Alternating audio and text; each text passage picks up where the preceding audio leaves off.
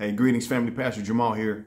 So I was reading something. I want to read it to you. It's just a quick line. The line that I want to talk about. And the line says this. I'm reading from a book.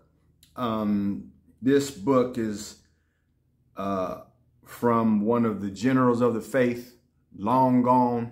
I won't mention any names, but his stories definitely speak of why he's a general. Anyway, but it says this: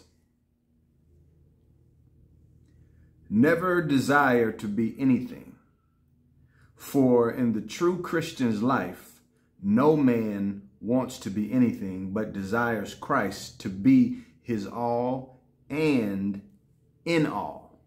Let's read it again. Never desire to be anything, for in the true Christian's life, no man wants to be anything, but desires Christ to be his all and in all. So I was reading that, and I got to thinking. I talked about yesterday being persuaded or being swayed to come to the kingdom. How do we truly sway people to join the kingdom? So reading this little line here, I was thinking, I was like, that don't sound too too enticing. That doesn't sound too appealing, because it's, you would hear it and you say, man, so you telling me I can't desire nothing?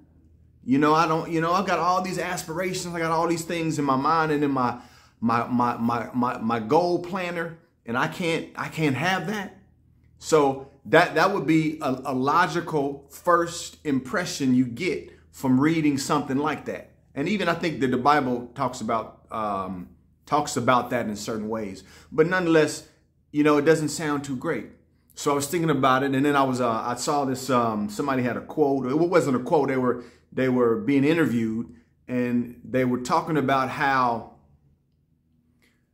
all of the things that they acquired through their success, they had to go through it. They had to find out that all of the cars, all of the homes, all of the women, you know what I mean? All of these things kind of just drew them to the truth and to the foundation that none of it made them happy.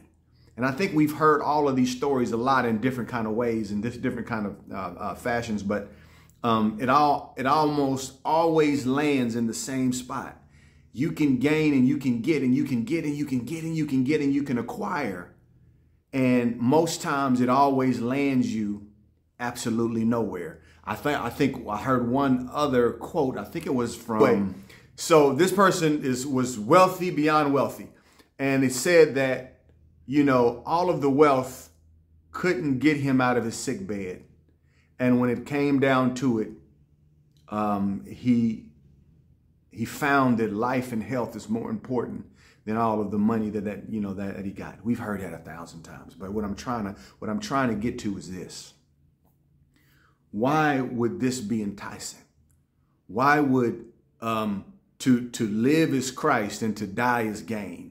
It's all about this whole idea that only what you do for Christ will last. Only what you do for Christ will last. So when we put our lives in the hands of God and we remove ourselves as best as we can from all of our desires. Now that does not and it never will mean that you can't prosper or you shouldn't prosper. It has nothing to do with that at all. It has everything to do with God wants you to be his manager. God needs you to manage his stuff. If you truly want to be, an impactful Christian for God, you have to be willing to remove and dissolve all of your desires. But the great thing about God is he has something even better than your desires here on earth. If you manage God's stuff, if you learn to manage, if you learn to be the citizen of the kingdom, then you are allotted and you are allowed a place of such extraordinary royalty and authority and power that, man, you'll just have things passing through your hands. You'll get them and you'll realize, I mean, you know, because you don't have any desire, you can literally hold something that is of extreme wealth to the human and be able to pass it on when it's time. You know, that is an extraordinarily powerful and freeing and liberating life. You get to enjoy everything but desire nothing, because God can trust you with his authority and with his power and with all of these things, you know, because he says, you know, you don't have an agenda. Because you don't have an agenda, my agenda is your agenda. When you have God's agenda, then you get to hold and you get to possess extraordinary pieces of God. So don't get it twisted. I've been saying that lately. Don't get it twisted. God has an extraordinary life waiting to be managed by you if you will only desire Christ.